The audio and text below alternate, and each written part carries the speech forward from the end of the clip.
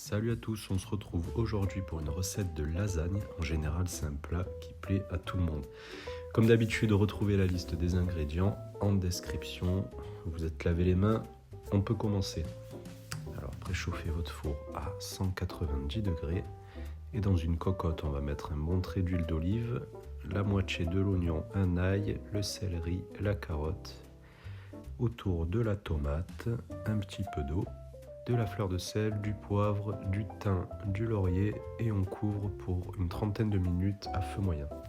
On passe à la béchamel. Dans une casserole, on met notre beurre, notre farine, on va créer un roux. On ajoute notre lait, on bat bien pour enlever tous les grumeaux et ça doit donner cette texture.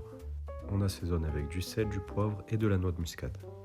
Un petit coup de propre parce que j'ai mis du lait partout. Dans une poêle, on va faire revenir notre viande avec les oignons et l'ail restant. On égalise tout.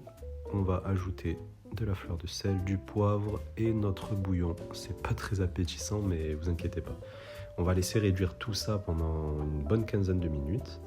Le retour de notre sauce tomate, regardez ça, on enlève le laurier, le thym, ça sent trop bon. Le bouillon a réduit, la viande est prête, on l'ajoute à la sauce tomate et c'est prêt, on va pouvoir passer au montage. On passe un petit peu d'huile d'olive, on égalise et c'est parti. La pâte, la viande, la béchamel et on répète l'opération jusqu'à ne plus avoir de préparation.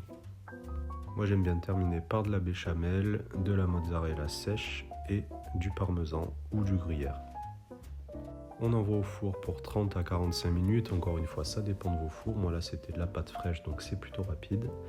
Et voilà le résultat, regardez. On va s'en couper une petite part. Il est 13h30, j'ai faim, mais... Ouais non, ça vaut le coup, ça vaut le coup. Si ça t'a plu, n'hésite pas à t'abonner pour plus de recettes. Ciao!